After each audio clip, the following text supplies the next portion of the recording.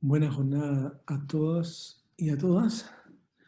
Eh, Soy Alejandro Rodríguez Núñez, soy cirujano del equipo pared abdominal y hernia del Hospital Eduardo Pereira y quiero agradecer a SPA, del cual soy miembro del directorio, por considerar que es bueno que haga esta clase. Dentro del curso de hernioplastia laparoscópica y dentro del módulo 2, insumos y mallas, toca el tema 1, donde el título general es insumos y mallas, pero la pregunta es, ¿qué necesito para empezar el programa? Eh, Desde ya les puedo decir que este tema es un tema un poco más árido que aprender la técnica en sí, que es mucho más motivante, ¿no es cierto? Por lo cual muchos querríamos estar tomando sol, pero vamos a ver que este terreno árido lo vamos a tratar de hacer lo más ameno posible, ¿ya? Dentro de la tabla de la clase vamos a ver el insumo más importante, ¿no es cierto?, que son las personas.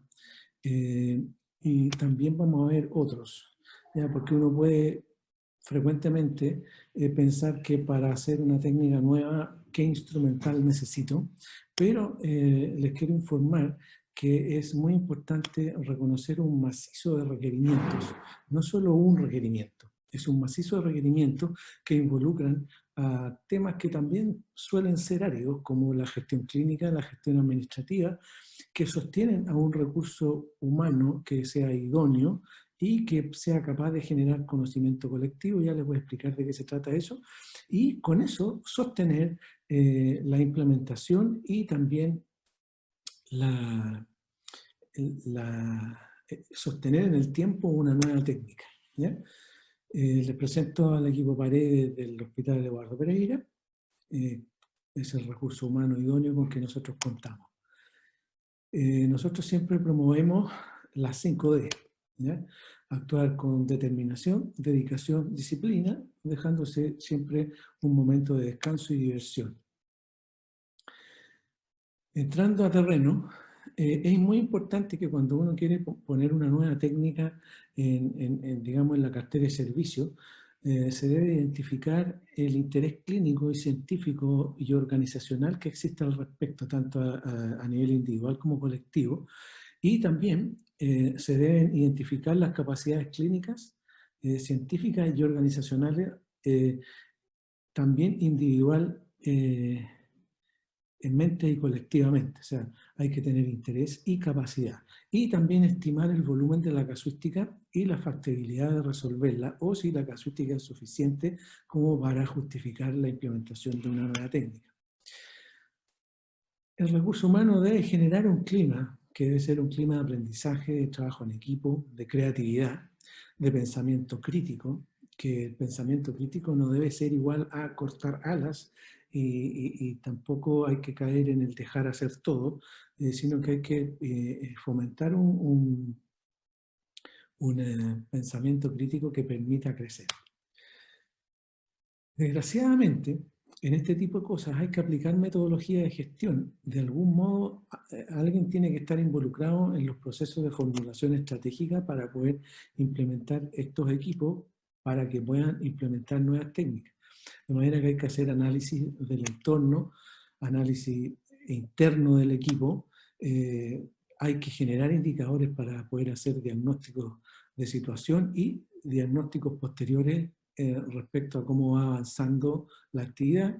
Hay que tener definida una filosofía, valores y principios, responsabilidad social y ética del equipo que va a hacer la técnica. Se debe construir una matriz FODA a través de la cual se puede enunciar una misión y visión de ese equipo. Solo vamos a querer, por ejemplo, hacer esta técnica o vamos a querer hacer otras cosas también, etc. Hay que formular estrategias a partir de esa matriz FODA y misión para ver qué objetivos queremos lograr, ¿no es cierto? Vamos a querer hacer solamente TAP o vamos a querer agregar otra técnica parecida para hacer el mismo tratamiento, el TEP, o vamos a avanzar en otras cirugías mínimamente invasivas, etc. También consensuar políticas dentro de quienes van a implementar la técnica, asignar responsabilidades, hacer normas, guías y reglamentos, de manera de que tiene que haber un líder, tiene que haber un encargado de registros, un encargado de las imágenes, etcétera. ¿Ya? Y hay que posicionarse a nivel del hospital y posteriormente a nivel de la comunidad científica del país, poder expresar lo que es hoy la unidad que va a implementar esta técnica. Es importante en este proceso construir y sostener las fortalezas del recurso humano que van a permitir que la técnica sea implementada adecuadamente, ¿ya? Hay que encontrar y promover convergencias. Por ejemplo, a mí me gusta el TAP, a mí me gusta el TEP. Bueno, ahí hay que ver cuál va a ser más fácil de implementar en un determinado centro, a quienes les gusta más uno, el otro, y ir viendo qué va a convenir más para que el avance sea más fluido. Hay que tener buenos canales de comunicación al interior del equipo y desde el equipo hacia otros equipos. Hay que tener acceso colectivo a la información, no hay que guardársela, fomentar la gestión multidisciplinaria naturalmente, y hay que definir las habilidades quirúrgicas que necesitamos, pero insisto que desgraciadamente también hay que tener habilidades administrativas y los que van a ser líderes, sobre todo habilidades blandas.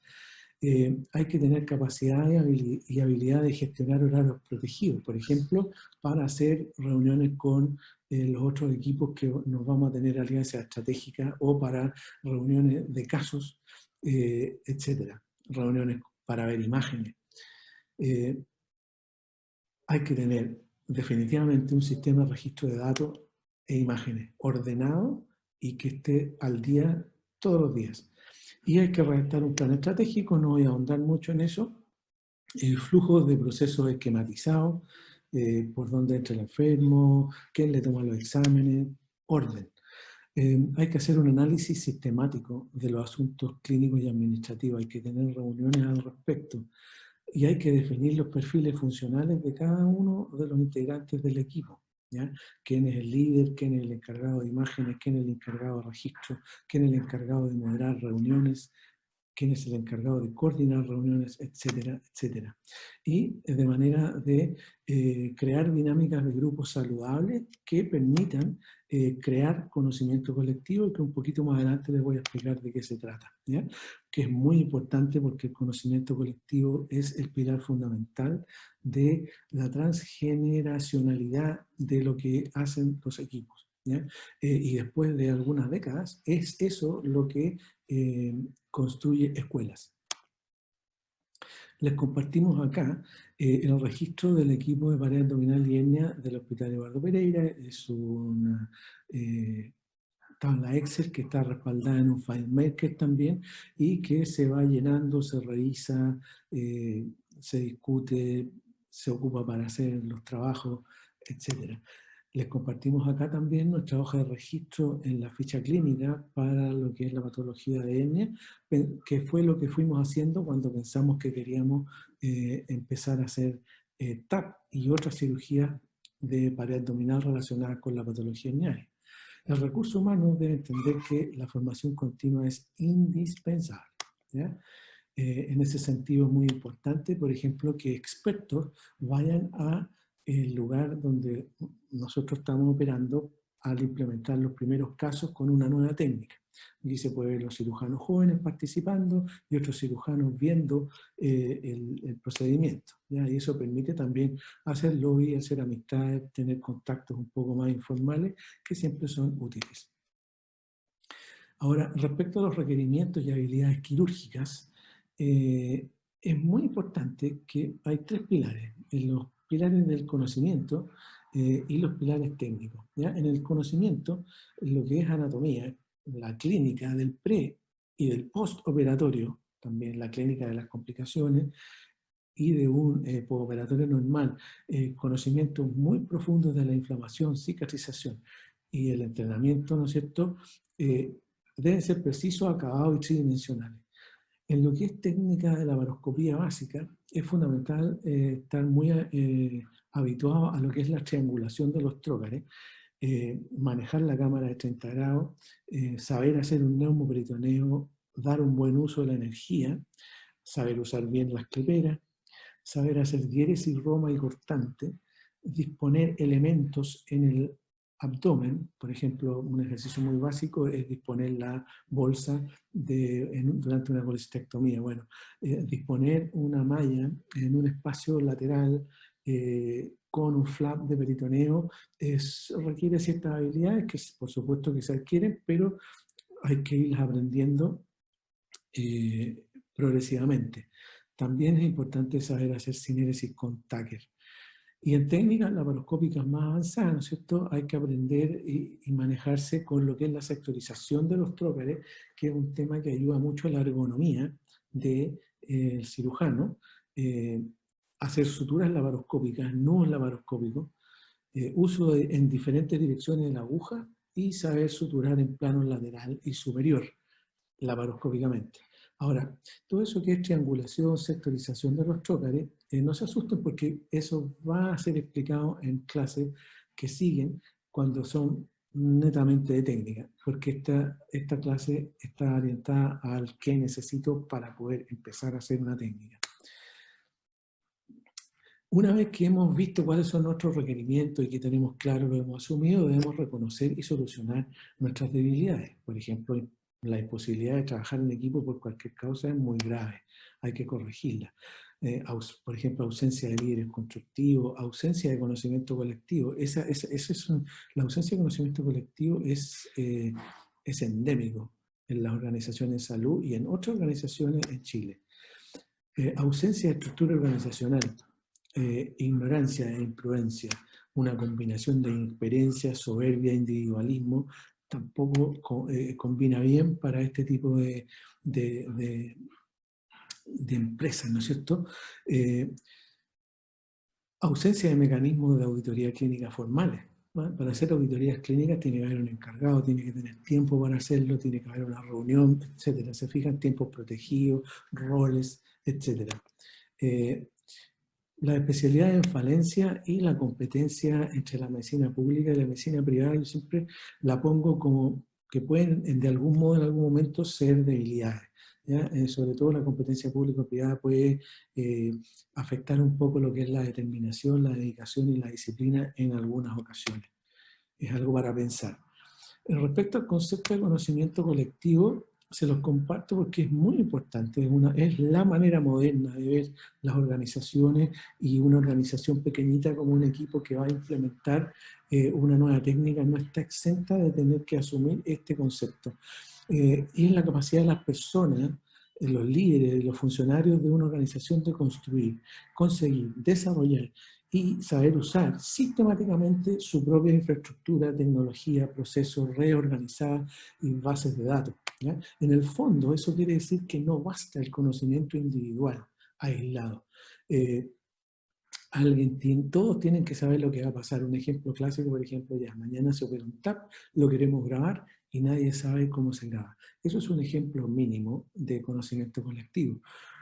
Un ejemplo más grande de esto que hay que ir incorporando es, por ejemplo, cuando se hacen las acreditaciones de los hospitales, viene los acreditadores y le preguntan a un médico al azar en los pasillos, ¿cómo lo hace usted para llegar a su comité de ética? No saber eso o saberlo habla acerca del diagnóstico del conocimiento colectivo de esa organización. Y eso se extiende a todos los tópicos, por ejemplo, lo referido a una nueva técnica a aplicar, en este caso el TAP, ¿no es cierto?, inguinal. Hay que promover la existencia de equipos multidisciplinarios, ¿ya? Y entre estos equipos, fomentar la existencia de reuniones, alianzas estratégicas, el feedback constante, auditorías, trabajar en equipo realmente y, nuevamente, insisto, enfatizo, majaderamente, crear conocimiento colectivo. Ahora, el liderazgo es muy importante. Yo se los pongo acá porque aquí ustedes pueden ver en la foto una serie de diferencias entre un líder versus un jefe y hay que promover y levantar liderazgos positivos y constructivos. ¿Ya? Después pueden repetir la clase y ver lo que dice ahí. Y ahora llegamos, ¿no es cierto?, al instrumental. acerca del instrumental, si tuviéramos que resumir al máximo, en general lo que vamos a necesitar para hacer un TAP es una caja de colestectomía laparoscópica en un hospital regional, más un portaagujas laparoscópico y ciertos materiales de sutura. ¿Ya? Ahí están los instrumentales. Una caja común y corriente de cola laparoscópica. En general vamos a usar y vamos a necesitar trócares de 5 y trócares de 10. Algunos cirujanos usan un trócar de 10 y dos trócares de 5, otros usan 2 de 10 y uno de 5, aduciendo varias cosas técnicas que las van a ver cuando veamos la técnica en sí. Ahí está la aguja de Beres que se necesita, ¿no es verdad? Aquí está un grupo de instrumental que es importante, ¿no es cierto? Las pinzas de prevención, ¿no es cierto? Grasper, una cámara que debe ser una cámara de 30 grados, un irrigador aspirador que tiene varios truquillos, y el hook que lo ocupan algunos para disecar todo o simplemente para abrir el flap. Yo digo, el hook es un instrumento que siempre hay que tener a mano porque permite hacer cosas finas. Está la óptica, ¿verdad? Está el reductor y los cables que permiten conectarse a la energía. ¿Ya? Desde ya les digo que no puse una foto de un equipo de energía porque en el TAP, para acordarme de decirles que en el TAP hay que tratar de usar lo menos energía posible. ¿Ya? De hecho, uno podría decir que un TAP es más prolijo y quirúrgicamente mientras menos energía se usa. Acá tenemos en acción una pinza, ¿no es cierto?, que está preparando el peritoneo para que la tijera haga su flap. Y aquí está la tijera actuando en conjunto con esa pinza que ustedes ven están en la pared lateral del abdomen. El irrigador aspirador, como les decía, tiene varios truquillos porque como es romo, bueno, permite aspirar, lavar si es que es necesario, ojalá no sea necesario, ¿no? Si hay necesario lavar y aspirar mucho es que está sangrando más de lo habitual, pero sirve para hacer tracción y también para hacer disección roma, ¿ya? Y bien usado es muy útil. Sirve para palpar también. El porta aguja y sector, o pinza Maryland que le llaman, se usan para el tiempo, digamos, de cerrar el flap. En algunos casos también se ocupan para poner puntos para fijar la malla. De los aspectos de fijación tampoco vamos a hablar mucho acá porque hay una clase especial de métodos de fijación. Ahí ustedes ven un material de sutura que también lo van a ver con los métodos de fijación, que son estas suturas barbadas. Nosotros usamos para el sector inguinal el Veloc 3.0. El portaaguja laparoscópico es importante que ustedes sepan, siempre estén bien entrenados en su porta, cómo se abre, cómo se cierra, es fundamental. Respecto a las mallas, hay un curso de SPA que se viene que tiene que ver con temas de las etnias en general, incluido el TAP, y en esa hay una clase completa solo de mallas. Pero hay algunos puntos de la malla que se usan en la ingle que quiero introducirlos porque me parecen de lo más importante. ¿Cuál sería la malla ideal? Una malla ideal es una malla que sea biocompatible, que no produzca reacción a cuerpo extraño, que sea de fácil esterilización, resistente a la infección, resistente a las fuerzas mecánicas de extracción y presión, no carcinogénica, no provocar alergia o hipersensibilidad, de bajo costo, ser maleable y no requerir fijación. Desde ya les digo que todos los laboratorios aún trabajan al respecto, la malla ideal no existe todavía. Pero sí hay mallas buenas. Ahora, todas las mallas, independientemente de qué tipo de malla sea, producen una secuencia de eventos que parten con la coagulación, inflamación, neovascularización, fibroplasia, instalación de la matriz de colágeno y contracción de la cicatriz. Y según aquello, van dejando secuelas clínicas que están relacionadas con la excesiva inflamación, que pueden determinar fibrosis excesiva, reacción a cuerpo extraño, alteración de la compliance, sensación de rigidez, disconfort indefinido, limitación del diario vivir y la más grave, que motivo de demandas y perder demandas es el dolor crónico, ¿ya? Y esto es muy importante porque se relaciona con el tipo de malla, ¿ya? Por ejemplo, en relación a lo que es el material de la malla, del que está hecho la malla, inflamación y cuerpo extraño, tenemos el PVDF, el poliéster y el PTF en los extremos, y el PVDF, que es el fluoruro de polivinilo del délano, este está, aunque faltan estudios a largo plazo, produce muy poca inflamación y muy poca reacción a cuerpo extraño, ¿ya? Pero falta ver qué pasa con su resistencia. El poliéster y el PTF son muy resistentes, pero producen más inflamación y cuerpo extraño.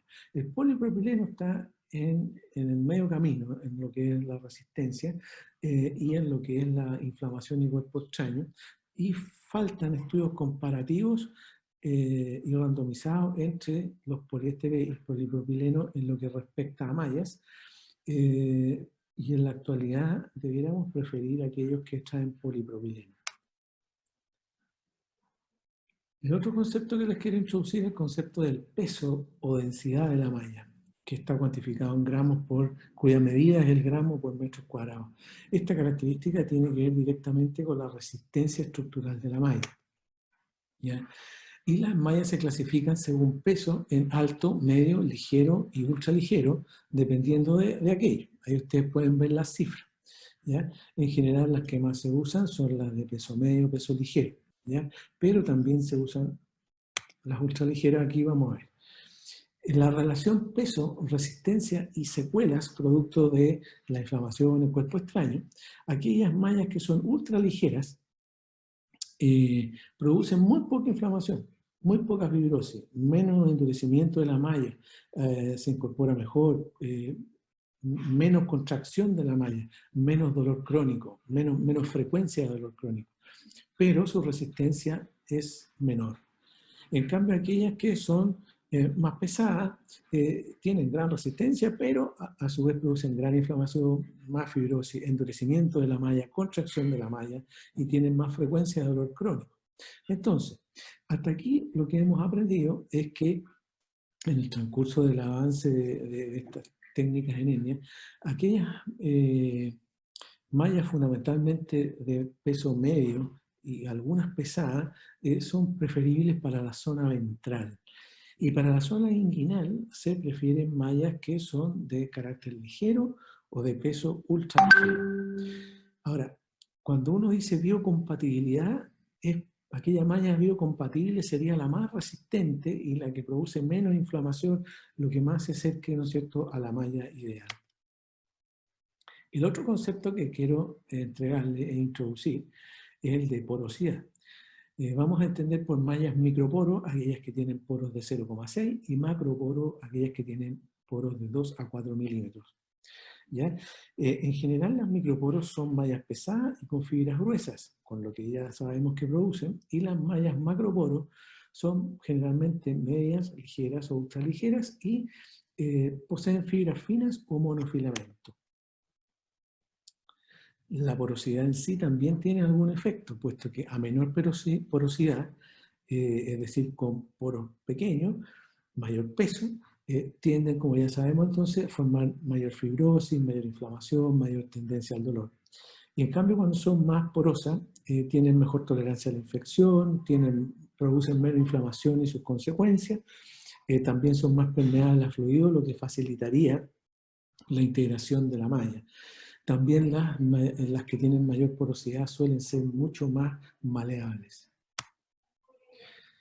Yéndonos ahora al TAP, la ingle, nosotros en el Hospital Eduardo Pereira las mallas más frecuentes que ocupamos son la Ultra Pro y la ProGrip, ¿ya? La malla Ultra Pro no requiere fijación, es una combinación entre polipropileno y poliglecaprone y es ultra ligera. La malla ProGrip no requiere fijación, es una combinación de poliéster y ácido poliglicólico y es ligera. El concepto importante que les quiero introducir aquí es que estas mallas de la ingle son mallas híbridas, estas dos. Y tienen esta característica porque significa esta característica que contienen fibras permanentes y fibras reabsorbibles. ¿Ya? Entregan resistencia en la primera etapa y favorecerían la invasión posterior al reabsorberse las fibras reabsorbibles, ¿no es cierto? Y parten con un peso entre 35 y 40 gramos por metro cuadrado y finalmente quedan con un peso de 28 gramos por metro cuadrado. Ahora, ¿cómo escojo la malla? Ese también es un temor, porque hay múltiples opciones de malla. Está el tema del control de costo, pero desde ya decirles que una talla de malla, o sea, un solo tamaño, o un tipo de malla para todos, está mal, no es lo correcto. ¿Ya? Hay mallas que se van a ocupar más frecuentemente, pero no quiere decir que una malla sirva para todo. Y eso lo vamos a ver cuando veamos en el otro curso el asunto de las mallas. La evidencia para preferir una malla sobre otra en todas las mallas es muy débil. Por ejemplo, la evidencia para escoger una malla Pro Grip sobre la malla Ultra Pro es muy débil. ¿Ya? Por eso es importante considerar algoritmos para tomar esa decisión. Esos algoritmos los vamos a ver también en el otro curso que les menciono, porque se trata de un proceso. Escoger qué malla vamos a usar no es solamente llegar a escoger una malla, sino que está dentro del proceso de la reparación herniaria, de qué objetivos tengo para esa reparación herniaria, cuáles son los detalles clínicos del paciente, qué técnica voy a escoger, y ahí recién escoger la malla y tener también un plan perioperatorio. En ese sentido, yo les quiero decir que los laboratorios están constantemente sacando nuevos productos, nuevas mallas, nuevas formas, mallas 3D, mallas con fijación, mallas sin fijación, mallas pesadas, medianas, con diversas características. Lo mismo los medios de fijación. Entonces, ahí yo les aconsejo que dejen las pruebas de los materiales más nuevos para los equipos que están a la vanguardia. Y ustedes, como equipos que van a implementar una técnica, escojan pocos mallas y que aquellas que hayan probado y habilitado los expertos y con esa adquieran destreza y fiato en el equipo. Eso es lo más correcto. Respecto a los equipos, lo que se necesita fundamentalmente es la torre laparoscópica. La única cosa importante que yo creo que hay que grabar, es importante grabar y verse operando. Y no tan solo verse uno operando, sino que crear estos tiempos protegidos, ¿no es cierto?, para que el equipo se junte a ver sus operaciones e ir viendo, corrigiendo, dando ideas. Eso a veces genera debates que pueden ponerse un poco tensos, pero hay que aprender a destensarlos. Pero es importante, es fundamental ver videos en el equipo. Es importante ver videos uno en forma particular, pero es importante verlos en equipo, discutirlos para ir mejorando las técnicas. Entonces, el mensaje final respecto a esto que me pidieron de qué se requiere para hacer un TAP inguinal, si ustedes se fijan, lo que más se requiere es que el recurso humano sea idóneo y se genere conocimiento colectivo, porque los instrumentos por sí solos y los insumos por sí solos no operan. ¿Ya? Y el esfuerzo no debe ser individual, no sirve de nada que un solo cirujano sepa hacer TAP, no le enseñe a nadie y después se vaya al hospital y ahí quedó. ¿Ya? El esfuerzo debe ser colectivo y capaz de generar conocimiento colectivo, conformar equipos y construir una experiencia avalada con registros. Estimados y estimadas, les dejo esta vista de Reñaca para que se preparen para la siguiente clase del módulo que estamos viendo del curso de TAP inguinal de SPA. Que estén muy bien.